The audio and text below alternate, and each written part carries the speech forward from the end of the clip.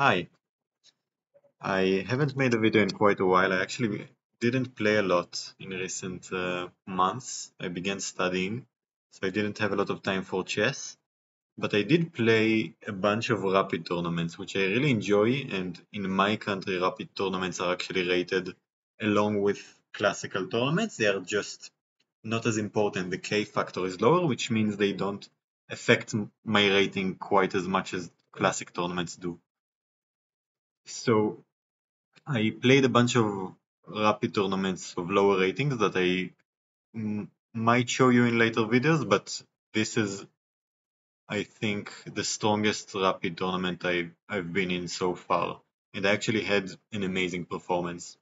So I had just one classical tournament and one rapid tournament. I got 4 out of 4 in the rapid tournament, and I ended up with a rating of 1804, which is what you see right here, 1804.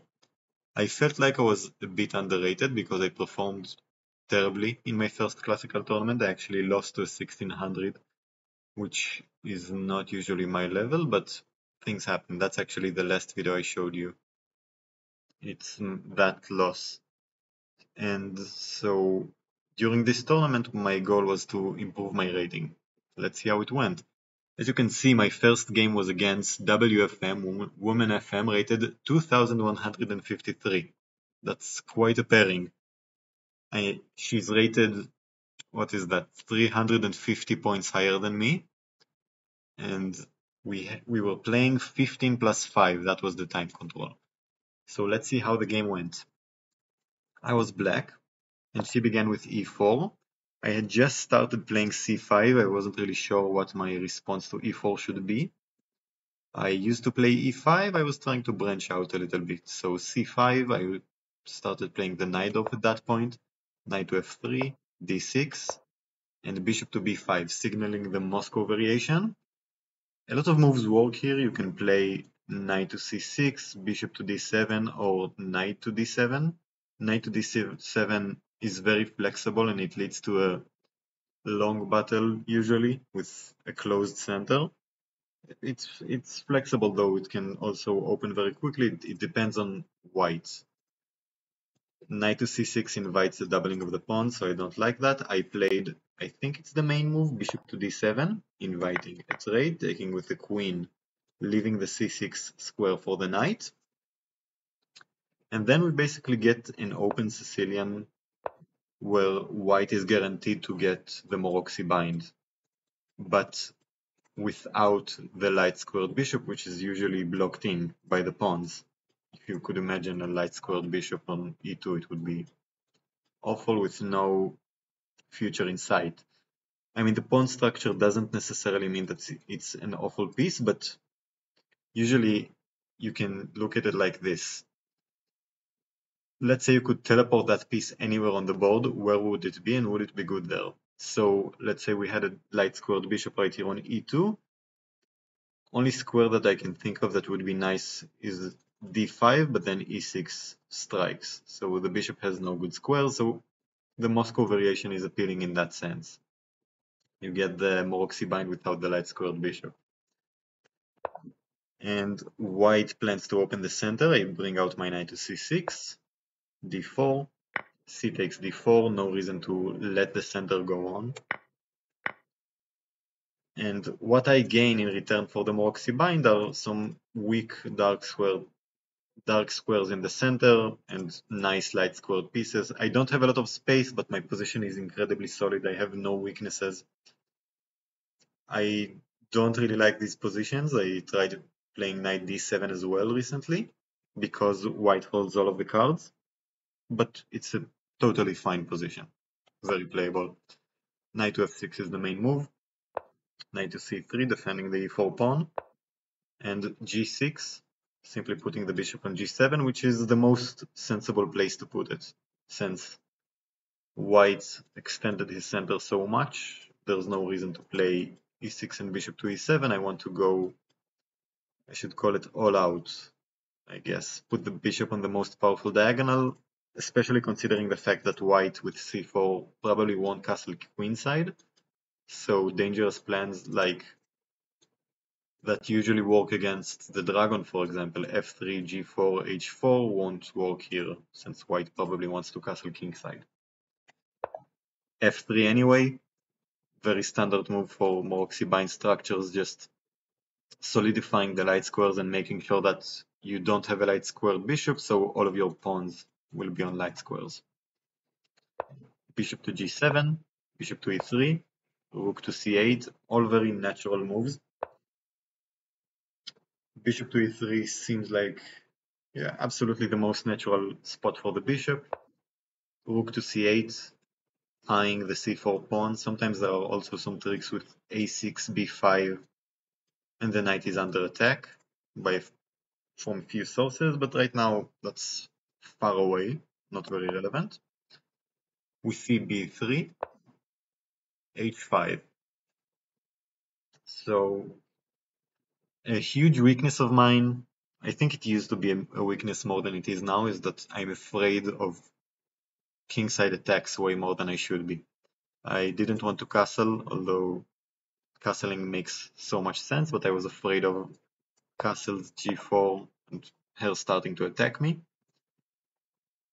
I just wanted to waste some time and let her castle first, and then I castle. Although in this situation it doesn't really matter. H5 isn't a bad move, simply preventing expansion. It's not a good move either. It's fine. It just points to a disadvantage of my strategy. Queen to D2, connecting the rooks. Standard move. A6, menacing maybe B5, maybe knight takes, bishop takes, and then B5, something that might work against this knight and queen. Knight takes C6, I thought this move kind of helped me. I'm always confused as to why people don't play this with the follow-up of E5. I mean, it looks like it just breaks my structure, and I don't have any. White has full compensation for the pawn, right? Like e takes D takes E5, queen takes D7, knight takes D7, and then maybe knight right here. Although now, yeah, once again, probably a strategic misunderstanding of mine. F5 strikes, and that does not look comfortable for white. So maybe just a useless pawn sec that's not needed. So yeah, E5 isn't as strong as I thought it was. Rook A to D1 and king to H7, simply preventing white from ever exchanging the dark squared bishops. I like my dark squared bishop. We shuffled our pieces quite a bit in this game because the Maroczy Bind tends to encourage that in a way. I mean, there's no direct confrontation, no pieces are aiming at each other at the moment. So just a lot of back and forth. Knight to A4. I thought C5 might be a move, but then, yeah, I'm sure she looked at C5, but then D5 happens and this pawn might drop, although right now, yeah, I'm not sure. I guess I would have just played rook F to D1 to D8, I'm sorry. But yeah, C5 doesn't look like a bad move. I'm not sure why she didn't play it. Right, knight takes. And now she's threatening to take the knight with check. So I can't do anything about... I can't try and pin or something. Curious, it's not like it's a serious try for an advantage, it looks nice though. So she was threatening a fork, I can't play c5, and once again I was concerned that she will play c5 here as well. Although right here it's quite a bit weaker. I can take with the knight, and this knight is out of the game. So she played queen to f2, aiming for the b6 square, just trying to invade on the dark squares, but I was very happy with the resulting position. I can play c5, block out all of her pieces, basically. The knight is kind of lonely out there, and the bishop is blocked out. And very soon we reach a position where I don't actually remember the moves. We we centralized our rooks. She doubled on the file. The rook is well defended, so there's no threat of her capturing with a pin because the rook is defended twice. Knight to d7, I think it's the top move of the engine as well, which is nice. Just trying to put the knight on a better square. Aiming basically anywhere because the knight on f6, it's a natural developing move, but notice that white's pawn strategy so far has completely blocked out the knight from the game. So knight to d7, just a rerouting move, and as I said, we just shuffle pieces for a while. And here, I am sorry to say that I actually don't remember the next few moves. So I'm just going to move them forward. Right here, this drops some kind of strange tactic. I think queen h5 is the move, aiming at e7. I'm not sure what's going on here, but basically I'm not sure about these moves. I just try to recollect and find the end position, which is this one. I'm sorry for skipping. We swapped queens somewhere along the way. We swapped knights, and action headed over to the queen side as the only place where we can, either of us has any idea for a pawn break. I might have h4, h3, but I saw no reason to do it. I felt like she might play, after h4, h3, and then the pawn is very weak. I didn't want to place any of my pawns on dark squares, considering we both had dark squared bishops. So instead I headed over to the queen side and prepared for a break, and she prepared her own break, which was surprisingly effective. We'll see. So f4 comes with the idea of, I thought she was aiming for f5, but e5 strikes instead. The idea of e5 is actually incredibly nice. So try to think about the different ways that I can respond to this. I can't play e6 because she takes on d6. If I take the pawn, she takes back, and now this pawn falls. So basically I need to allow her to capture my pawn on d6, and then I'm left with a weakness. So this was a nice break that she taught me to settle black with a weakness out of a very solid structure. Very nice move. So a takes b3, that's an in-between move. She doesn't want to take because I capture on a2, so she just took back. And now I defended. I don't want to capture, as I said, that's leaving a huge weakness. I just maintain the pawn where it is. She played king to f2. There's no tactic is possible. I played rook to a3, putting some more pressure on the b3 pawn, her weakness. And our weaknesses kind of balance each other out. I played rook to b4, and she played king to f3. So her last move sets a small trap for me. Some of you tactically minded viewers might be curious as to why didn't I play rook takes c4? Take a moment to try and calculate what's going on here. If she captures right away, she loses the rook. So that seems like it's just winning a pawn for me. But after rook takes c4, she has the in-between move, bishop to c1, attacking the pinning rook, and I will probably have to give up an exchange. And I'm much worse at that point. There's no other way to maintain the rook right here. So I caught the trap. By the way, the reason that king f3 is necessary is because any other move when we capture and check. So the rook escapes with check, and then the other rook can escape as well. Probably rook to a2 would be better in that case. So king to f3 was a nice move. Rook back to b7. Just shuffling, thinking about maybe going to the second rank, trying to find any way to break through, because both of our positions are incredibly solid. She has one weakness, I have one weakness, and both weaknesses can be easily defended. They are currently easily defended.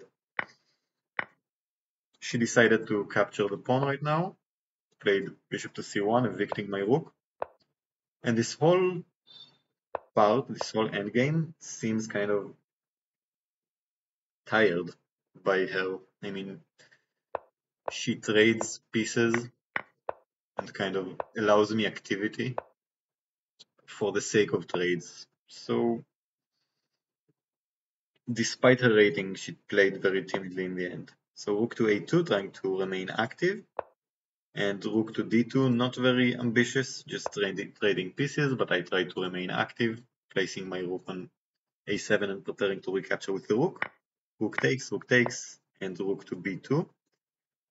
I felt like I had the better hand because her weakness has to be guarded by the rook and mine can be constantly guarded by the bishop. It's unfortunate that e5 isn't available because of the f4 pawn, because that would have been a beautiful square for the bishop, but instead it's stuck on a8, so on f8, so frankly I have no advantage here, obviously, but I was trying to push. So rook to a1, attacking the bishop, and bishop to e3, bishop to g7, attacking the rook and trying to remain active, but rook to d2 sends me right back to f8. No progress to be made. After some, by the way, f5 is a nice move just to cement a weakness on the dark squares. After a few moves, I remember that in this endgame I ended up winning a pawn. By the way, note that you shouldn't take any pawn. This pawn would be not a good pawn to take because now her weakness can be pushed and discarded whenever she wants to do so. So just maintaining the tension and allowing her to capture if she wants to. Maybe pushing would have been nice for her, but she didn't do that. I take the pawn and she defends, and I move my king to g7. Yeah, g5 would have been a nice move. Let's see what the engine thinks about that. Completely equal, nothing to do. Yeah, just shuffling some pieces. So ending continues. She just traded pawns, played bishop to f2, king to g6. Let's just go over to the rook trade. So here, because of her weakness on f4, I thought I might have. Actually, no, I didn't think I have a better endgame, but I noticed that she's going to have a tough time defending this pawn, while this pawn can be easily defended. So I maintain my bishop defending the d6 pawn. I don't allow her bishop to attack it effectively, and I plan to go to g4, and then if she plays king to e3 to defend the pawn, then I can play bishop to h6, attack the pawn a second time, and she's not in time to take my d6 pawn because I capture with check and while defending the pawn. Actually a nice sequence by me trading the rooks and then going for this. But I had a feeling that her plan, the plan that she's going for right here, will succeed. She's taking a beeline to the queenside, trying to trade all of the queenside pawns. And if I only have one extra pawn, the f pawn, she can just sacrifice the bishop for it and trade as long as my king is far enough away. And that's exactly what happens. So bishop to g7, just trying to pull her king away from the break, and then going to h6, knowing that once again I'm defending the pawn when I capture her pawn on f4. So she tries to trade the pawns with the help of the bishop. I capture and she pushes. I've got nothing to do other than taking. Letting her advance and get a passed pawn is a terrible idea, so I captured. Bishop takes, and I allowed my pawn to advance. But she traded the pawns, and we agreed on a draw because I saw that I have no chance to go forward. But this is a great result. This is a draw against a player rated 350 points above me, and I gained a few points for this draw. A great result. Now, my opponent got a draw in the first round as well. I'm white in the next game, and my opponent was 24-33.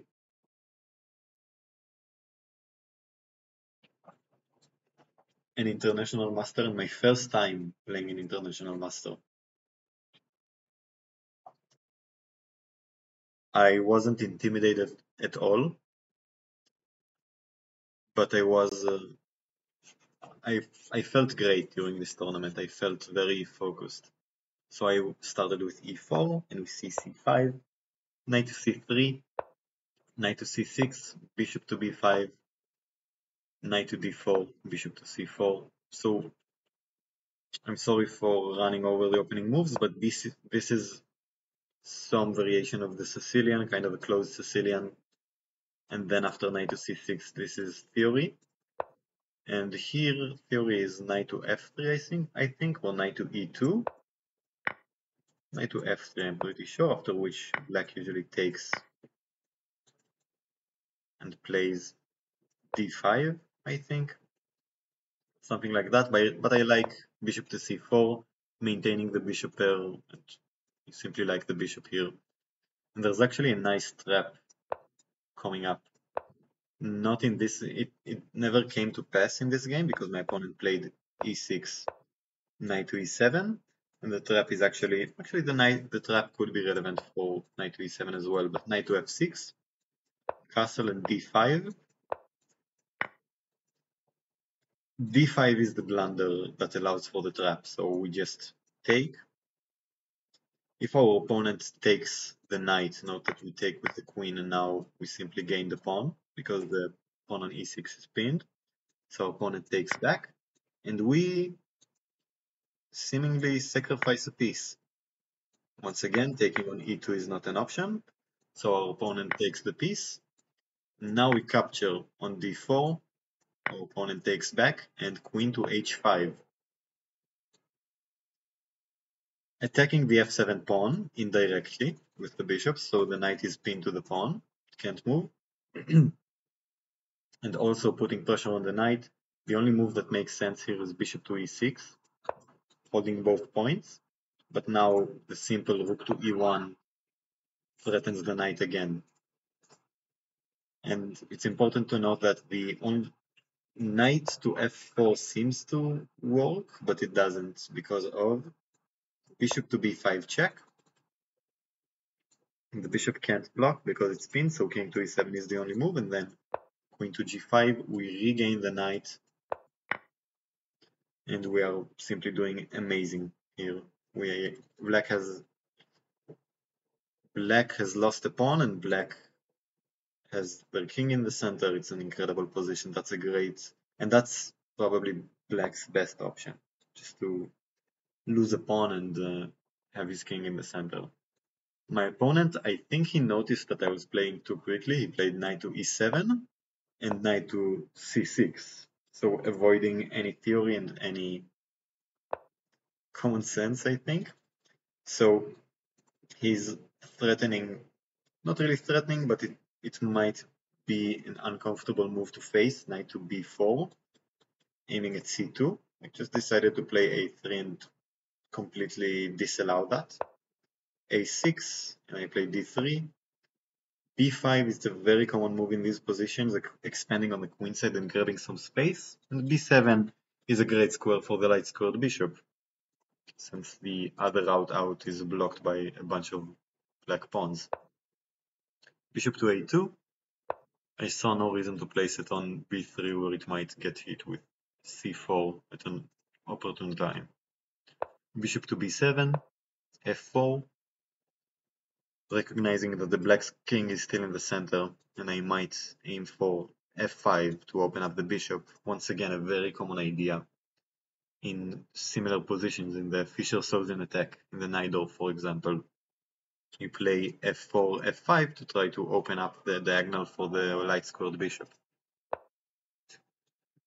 Bishop to e7, simple development, and I decided to capture the knight. The same, each one of us could have taken the opponent's knight at any moment. I'm not sure why I decided to take at this moment. I guess I felt like either capture isn't that good for him. I didn't want to take previously because let's say I captured right here, he could capture with the pawn and then maybe develop his bishop more actively. I'm not sure if that's even active, but yeah, knight takes d4, knight takes d4. I felt like my knight isn't as good as his knight, and knight to e2 just trying to trade and do away with his strong outpost on the d4 square. Knight takes e2, queen takes e2. He's playing very simple chess, despite being an IM, but he's not making any mistakes, which is all that matters. f5, not responding to the d5 move. I see no reason to take and allow this huge black mass of pawns on the queen side. There's nothing to do with this pin. It's not important. Actually, maybe bishop takes is fine by black, because yeah, this might be kind of annoying, I guess. So yeah, if I took, he would probably take with the bishop, and this looks like nothing. The f4 pawn is kind of useless, just blocking in my bishop, but now the f pawn serves a purpose, and I'm trying to hack away at his light squared pawns. He just castles, and I take on e6, opening up both of our rooks, and settling him with a weakness on settling my opponent with a weakness on e6. My microphone fell. Which I might be able to exploit later, and he can't take on e4 because I capture with check on e6. So first I begin with bishop to d2, defending my rook with a with a rook, so I can be able to recapture. He does the same, connecting his rooks with queen to d6, going active, defending e6, defending e4. I felt like both of my opponents, the WFM as well, played very simple chess, although obviously effective chess at that. The previous game wasn't as effective, but simple chess does not equate to bad chess. e5, trying to grab some space. I wasn't sure if this is the right move because I'm blocking in my bishop for good. He won't take if he can't take, but I didn't want him to isolate my pawns. It's true for a lot of moves in these games. I'm not really sure what my idea was. I think here I wanted to cement e6 as a weakness. I didn't want to take. I didn't want to allow him to capture and then push, or simply push right away. So e5, cementing e6 as a weakness that I will be able to attack later. e5 seems like an uncomfortable move, but it opens up my bishop, so it helps me as much as it helps him. Queen to b6 first, angling to my king. Queen to g5, I simply notice that this does nothing. I mean, if he plays this, I can play e5, and c3 will come, and bishop b1 will come, and I love my position. Right? Don't be afraid of discover checks just because they are discover checks. Try to calculate and see beyond that. He trades on f1 and goes to f8, and I play c3, kind of preparing for c5 and d4, c4 and d4. I was surprised that he didn't capture right away. It was kind of a dangerous move by me to allow the king to wander to f1. Here I played d4 of my own volition, opening up the b1 to h7 diagonal and preparing to reroute my bishop there, and closing in his bishop for good. He captured the rook right away, and then he played b4. He's playing very energetically now, and he's clearly amazing at endgames, as most international masters are. I played bishop to h6, threatening checkmate. I thought that this game was heading for a draw at this point.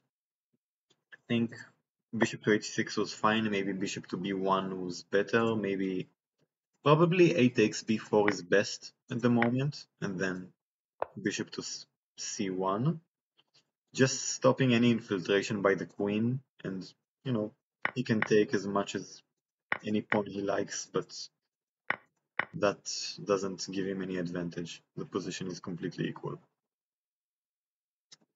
But instead I played bishop to h6, bishop to f8. Once again, 8 takes b4 should have been played. I'm not sure why I allowed this tension to continue. Bishop to b1, and I thought I saw a forced draw. By the way, bishop to a6 was just winning for some reason. I don't remember what's the reason.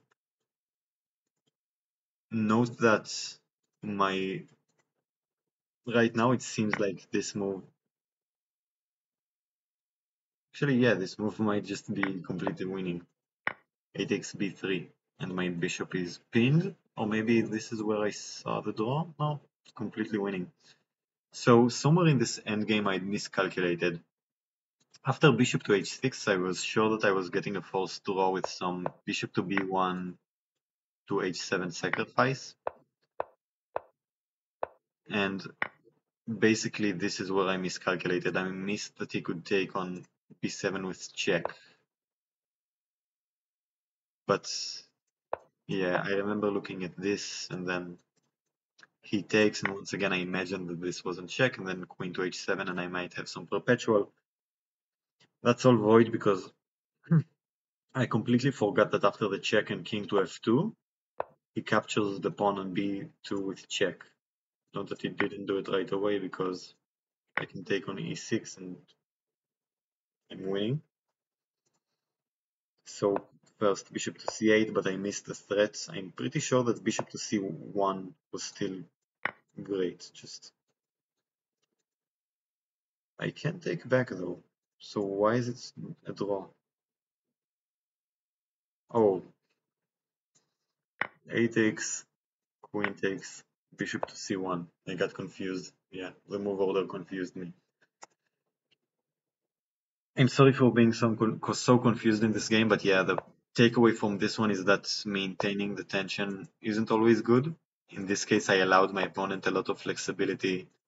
I allowed him to release the tension when it was good for him. I thought that he takes and I managed to sacrifice or do something, I'm not sure, but I just missed this very simple move, and here I resigned. I saw no reason to torture him with a trivial win. So I lost my second game to 24-33, but I'm still feeling great. It was also very nice after the game, after our discussion. And in this round I was playing a 1788, lower rated than me. And I remind you that I felt during this tournament like I'm severely underrated. I still think I should get a rating of 19 something once I get a few more tournaments in. But right now, I at the point of this tournament, I was 1804. But to me, this guy is significantly lower rated than me, and I'm not going to lose this game. I was feeling very confident. e4, once again, I'm white. e6, d4, d5, the French defense, and I always play what's it called? The Tarrasch variation. Knight to d2. Kind of solid and angling for similar positions. I really like these positions that black sometimes goes for. I don't remember the name of them, of the variation. Fort Knox, right. Basically, black chooses the variation. Black chooses whatever he wants to do. He can play knight to f6 and allow kind of strange advanced French, which is what we did in the game. Black can capture the pawn. Black can play c5 right away, which I think is the best move. I mean, it's the most challenging move that black can play. My opponent played knight to f6, which I'm always happy to see, because once again it allows e5, knight to d7, bishop to d3, and this is the best square for the bishop. which is just a better version of the advanced French, where the bishop can't really develop to d3 without sacrificing a pawn. This is not sacrifice of a pawn, but right now, yeah. Still not the sacrifice of a pawn, but yeah, white concedes the center, and although the engine claims this is 0.5, seems like black solved all of his opening problems. So, in comparison, in the Tarrasch, after black plays knight to f6, you can just play the bishop to d3, and the plus is that both knights can support the center while the bishop is on d3, so there's absolutely no pressure to speak of. I used to play this because I really like the fact that it encourages an early f6, but f6 isn't always good in these positions. I played knight f4 in a blitz game not so long ago, and yeah, this knight, one of the knights needs to move to allow something to defend the e6 pawn. It's a very uncomfortable move to meet. In this game, I just captured. I liked the fact that I was granted the e5 square. I liked the open e file towards black's not yet castled king. He captured with the knight. I really like these positions where usually black ends up capturing on e4 and on d4 and settling white with an isolated pawn, but black has these strange backwards e pawn and supported b pawn, kind of a strange scenario in terms of the structure, but black's break for counterplay will be e5, which allows me to offload my 2b isolated pawn. I decided to trade the dark squared bishops. I really liked black's dark squared bishop, kind of aiming at my kingside menacingly and stopping any knight advance, controlling e5, and I like the fact that if black captures, I develop my knight to d4 and maybe threaten some stuff. Black played queen to c7, defending the bishop, and I captured. Followed up by c4, just trying to blow up the center. Maybe not a move that I would have played if I wasn't feeling as confident as I did, but I felt wonderful during this tournament, as I already said. Black feeling the urgency, castled kingside, escape the center, not wanting to, get into some trouble on the e-file. I played rook to c1, once again maintaining the tension. We can see that's a common theme in this tournament, and finally the black captured because he saw that he can play, after all of these trades, e5, mobilizing his center, but I noticed that I have a lot of play. His plan is to play d4. He wants to maintain a pawn duo. He doesn't want to allow me to capture. And then he only has an isolated pawn. He wants to have this menacing pawn duo in the center. I played knight to f5, and this basically forces him to concede the bishop pair, because if his queen moves anywhere, then I capture, and I actually win a pawn. So he captures the bishop, I take back. He obviously has no discovery on my bishop because my bishop is blocking his knight, and any backwards moves aren't serious. He advances to d4, the move he wanted to make, and I had this realization somewhere before this tournament that making a lot of threats can be very good in rapid games. Just making a bunch of threats that lead to piece development, piece improvements, anything good, threats that lead to other threats. That's always a wonderful thing to have. So queen to b3, and if black plays just any move defending the b pawn, c5 strikes, and I win the queen.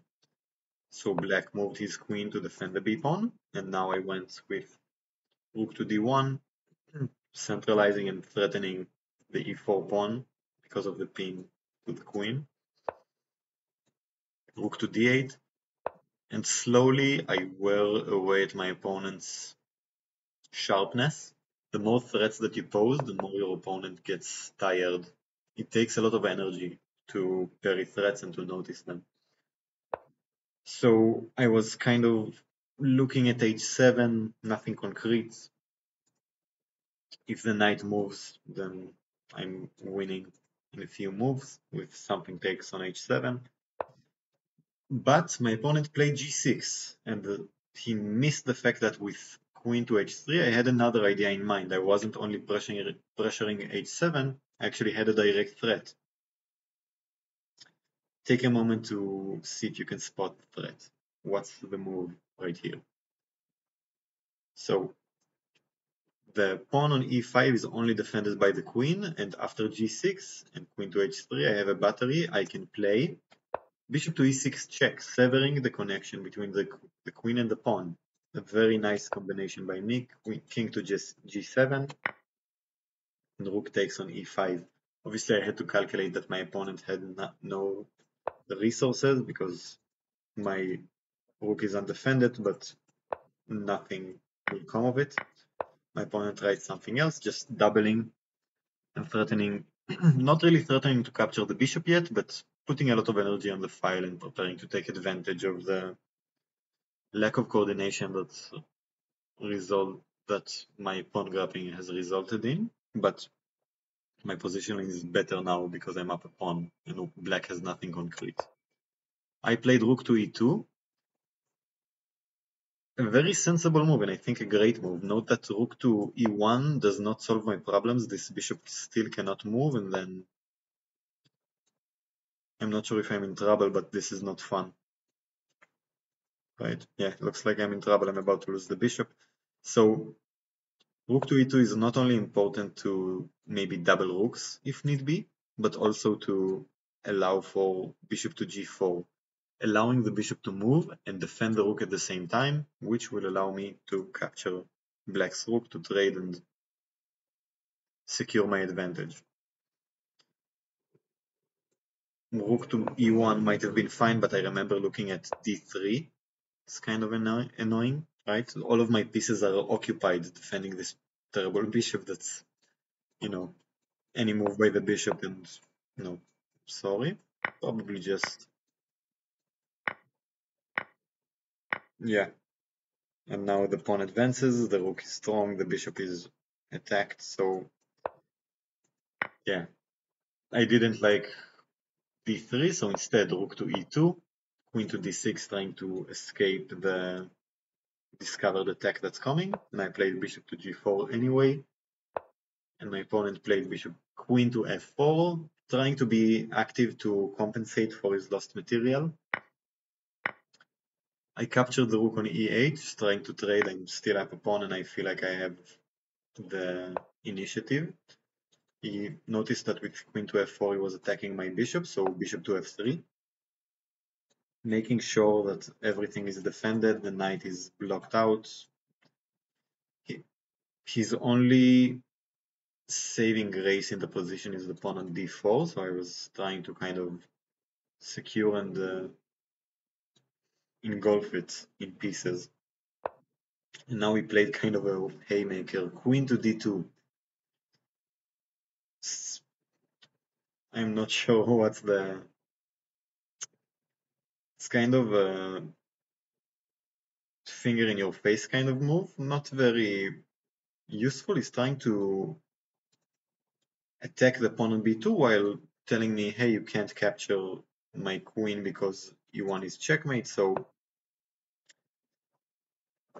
I decided to ignore the pawn on b2, seeing that I can defend it, right? b3, queen takes a2, no reason to do that, so I just play g4. No reason to play g3 and remove the defense for my bishop. Just g4, making the knight feel less stable, making him a bit scared of g5, maintaining the defense of my bishop. It might seem like an unnatural move, but I think it's perfectly fine, even great. And instead of capturing on b2, he decided to play rook to e1. I think he was hoping for some kind of perpetual opening my king, or maybe advancing the pawn.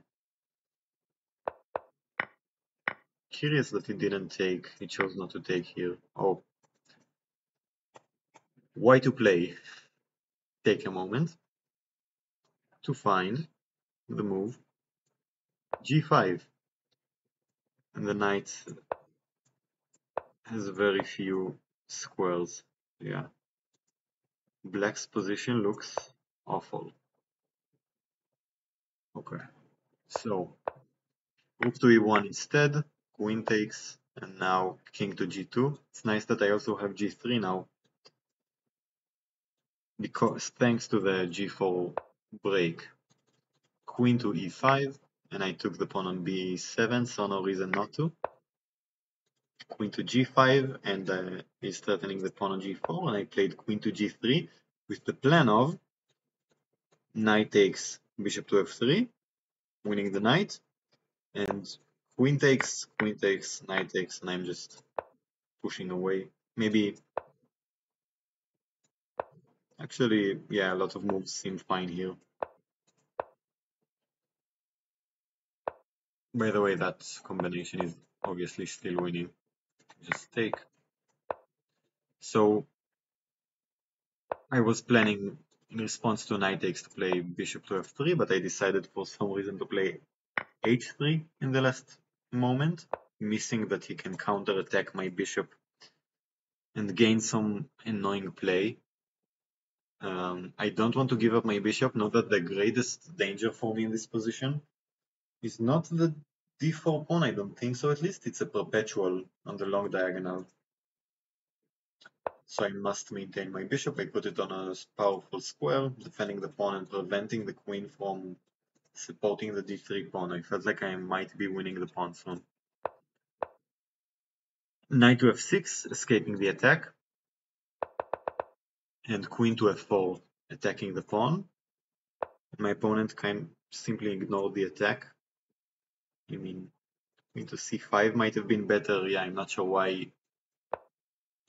Pawn to d2 might have been better. A lot of moves.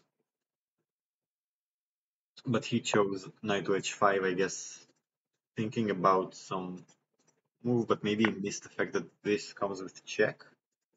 Not only does it come with check, it comes with checkmate in this case. I mean, queen to f6 or knight to f6 are terrible, just walking into a pin.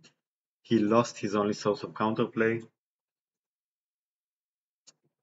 King to h6 could have prolonged the game, but then we trade queens by force. Instead, king to f8, and once again I give you another small puzzle, why to play, and checkmate. So that was round 3, and I'm on one and a half. Sorry, I guess I missed my fourth opponent's. One moment.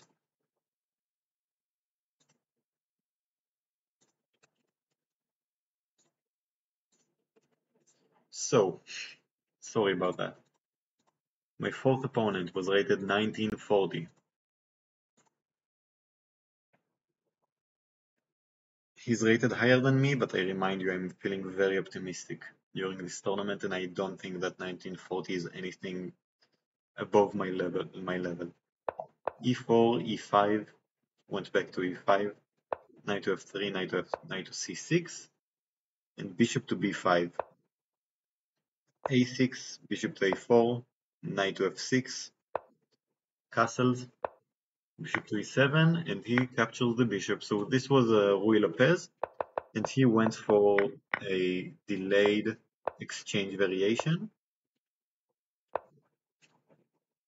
Just one moment. Am I getting confused? I might be. No, I think it's fine. He went for a delayed exchange variation of the Ruy Lopez. He captured on c6. And I remember either bishop to d6 or queen to d6 are the moves here. I played queen to d6. I think I remember this because during the World Championship match, Jan Nepomniachtchi played this exact variation against Ding Liren. Not sure if it was this exact position, but I remembered queen to d6 being very common. knight to d2 makes sense, going angling for c4, and knight to c4 is incredibly annoying, so I just intuitively went for bishop to e6, preparing to capture the knight when it gets to c4. But my opponent, I guess, wanted to capture back with the b pawn. That's what I thought, if he plays knight to c4. I played knight to d7 because I was feeling like my opponent was getting kind of confused. He wasn't sure what to do. Bishop b3 didn't seem that useful to me. And I didn't like my knight on f6. I felt like it might be able to do something better. I felt like I might be able to, if my opponent continues with bishop to b2, I might be able to play g5, castle queenside, and attack. So just like I said during the first round that I'm kind of afraid of kingside attacks, I also appreciate kingside attacks very highly. And that's for good reason. They are very dangerous and difficult to counter. So in this case, I was angling for a kingside attack against white's king, despite the fact that no concrete. I mean, there are some concrete considerations that encourage that, but the engine does not agree with me. It gives this position 0-0, completely equal, nothing special. But I'm feeling better with every move that white makes. Bishop to b2. So now I know to myself, if I castle queenside, my opponent has one more piece in the way of his attack. g5 first. So gauging white's response before I castle queenside. There's no real reason to do that. I think castle queenside is the top move, but this is just as good. You know, if white plays something crazy, or if white plays c4 trying to go for a quick attack, I might regret my choice and play c5 and just stay in the center. Anyway, just trying to stay flexible. I'm not sure how to give any concrete examples that make sense. I like g5, it's a nice move. And my opponent went with knight to c4, bishop takes c4, and now the cowardly move, d takes. I call it cowardly because I don't think it's a good move. I think b takes would have been better. I'm not sure if that's actually the case. I'm not going to turn on the engine.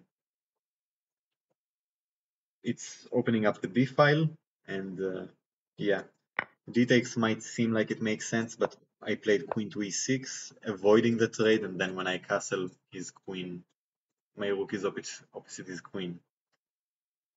I was very happy with my middle game plan and how it's turning up. My queen is now aiming at the king side. It's controlling some king sides, some important central squares. His knight looks kind of useless because my bishop on e7 cancels it out together with the pawn on e5. So it looks like my attack succeeds mainly because his knight is just in the way. It's doing nothing to help him. He played queen to e2 to avoid the situation where I castle queenside and my rook opposes his queen. I played h5. I think, yeah, g4 was better because the knight does not want to go to d2, where c5 will follow and the knight will have no forward squares. So g5 will probably result in knight to d1 blocking the knight to e1 blocking the rook.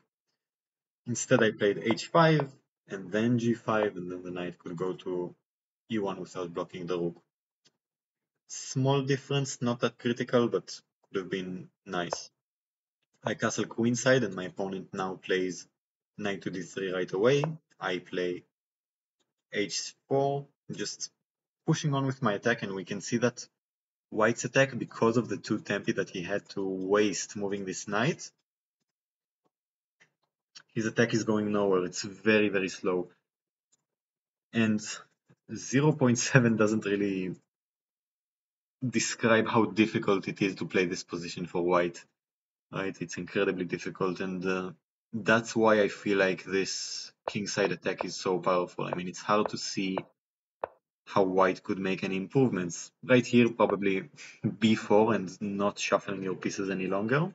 Just going for a queenside attack right away for, maximum friction with my pawns. But I was very confident. I thought that he's going to play this, and I thought that I would do something like this. Just completely block out any counterplay. Queen to e3 followed. King to b1, preventing queen to a7, which was threatened. But the king likes to be on b1 anyway. And rook to b2. Kind of a blunder. I don't see the purpose of it. It's a blunder because I can play rook to g8 with tempo. It's also a severe mistake because you just keep on going with your plan. It hangs the c4 pawn, but I'm not sure what white should play this position. It seems miserable. Rook to d2 is terrible because it allows rook to g8 with tempo. I'm threatening bishop to g5, winning an exchange. My opponent missed it and tried to convert his play over to the king side, completely missing bishop to g5, but he tried to continue playing an exchange down, which is fine, but his problem is not the exchange. I could very well just not take the rook, maintain my bishop on e7 and play something like g3, and I'm still much better. Any knight move will be met with bishop to c5. It's a very difficult position for white to play. But I played f6, trying to move my knight away, right? Just making sure that his knight and bishop are blocked on this diagonal, and the knight can move wherever it wants. Queen to h5, doing nothing. g3. f takes, and my opponent noticed that h3 does not work because of rook takes h3, and I just have too many pieces in the attack. Although I don't have a direct checkmate, but yeah, he's going to get checkmated very soon. So he just took the pawn, but at this point his position is beyond repair. I'm threatening to win the queen, so he plays knight to e1, and now I begin. Note that he attacked my knight, so I move my knight away to c5.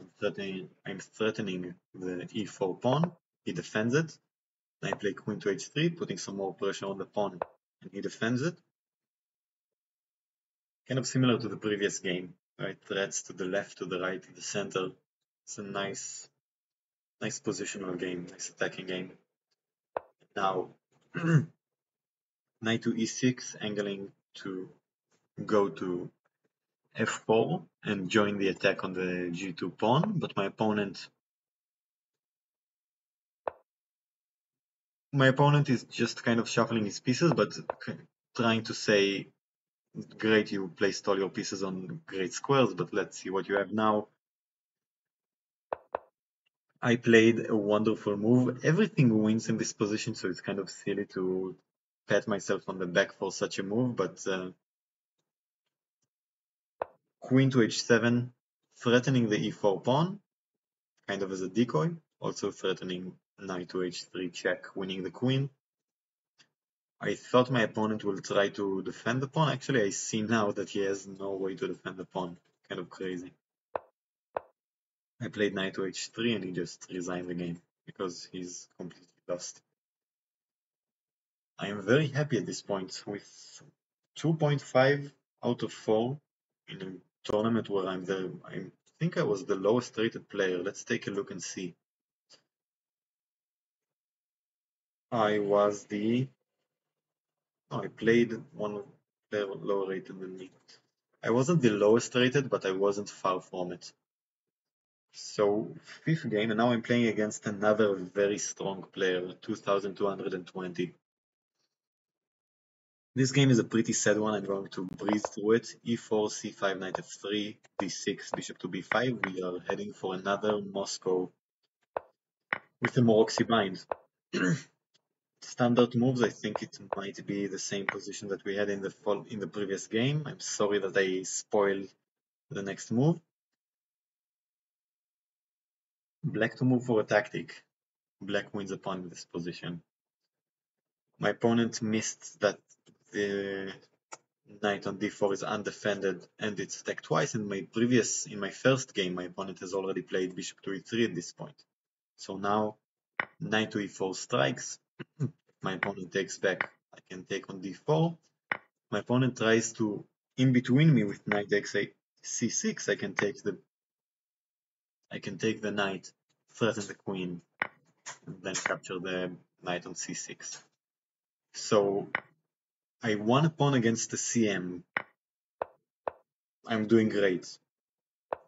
And it gets even better. Knight to d5. Bishop back, just not allowing anything, not allowing any counterplay. I don't want to keep my bishop attacked and then fold to some knight takes e7. Bishop to g5. Sorry about that. My opponent actually prepared the tactic beautifully. Bishop to g5, putting some more pressure on the pawn on e7, but it's well defended now. But he missed that the pawn on b2 is hanging, so rook to b1, bishop back to g7, and he was getting incredibly annoyed. His body language it was clear that he wants to murder someone. He was very frustrated, and I'm completely winning. So b6 just, felt like my position is incredibly solid. Queen to a4, and now there are not a lot of moves that do well for black, and I actually missed white's threat in this position. And here we are try to find a move that works for black and try to find white's tactic. What is white threatening if it was white to move? One of the moves that I think the best move for black is queen to g4. Not a very natural move, but just counter-attacking, abandoning the knight in order to take this knight and defend the e7 pawn. Not an easy one to see, but it's kind of crazy that such a small amount of reasonable moves defend. Knight to e5 is also fine apparently, but it does drop a pawn, so completely unnatural. Like, it's very weird that black is forced to either lose a pawn or lose such a... I mean, this is the best that black can do. So, yeah. Just losing a pawn back and doubling my pawns, that does not look. So I missed white's resource, which is knight takes on e7. The queen can't capture because the bishop defends e7, and the knight can capture because my queen is undefended. And because of my previous move, which is probably the worst move in the position, it's also a fork, and I lose an exchange. So absolutely terrible move. But I was fine with that after analyzing the game because I saw that black's solving moves are so strange. I mean, everything loses. I saw that white was threatening to take here and fork, which is why I played rook to c8. I missed the idea of just taking on e7 right away. Queen to g4, god. So after this I'm just completely losing. I have a terrible weakness right here, and with no rooks I have nothing to take advantage of these weaknesses, and my bishop, funnily enough, has taken everything that it could on this diagonal, and although it's still powerful, it has no targets now. So I try to whip up some counterplay with queen to e6, targeting both of the pawns, but I have very few resources. My pieces are terribly placed, my pawns are undefended, and very quickly my opponent won the game. No one likes looking at losing games, at the games they lost, I mean. I do try to get some counterplay and survive for longer than a few moves, but here I lost very quickly. I didn't play very resiliently in this game, but that happened mainly because of a blunder that I said I'm fine with. I would love to do better, but yeah, what can you do? You're gonna blunder sometimes. And it's a powerful opponent. I could have, maybe I would have won, maybe I would have gotten a draw, but it wasn't an easy game ahead of me either way. So I ended up losing the game, allowing for just too much activity and two rooks. What can you do? So that's how I ended my tournament on 2.5 out of 5, and I got a performance rating of 2057. In general, I gained, trying to remember how much rating did I gain during that tournament. I gained 20 points of rating, just an absolutely phenomenal tournament. So yeah, even if you're not sure how you're going to perform, I say just go for it, go for tournaments. It's an incredibly fun experience. You get to meet people, you get to play chess. Ending with a loss, but enjoyed myself very much along the way. Thank you for watching. Feel free to comment on any of the games. I would love to hear your thoughts. See you in the next video or in the comments. Bye.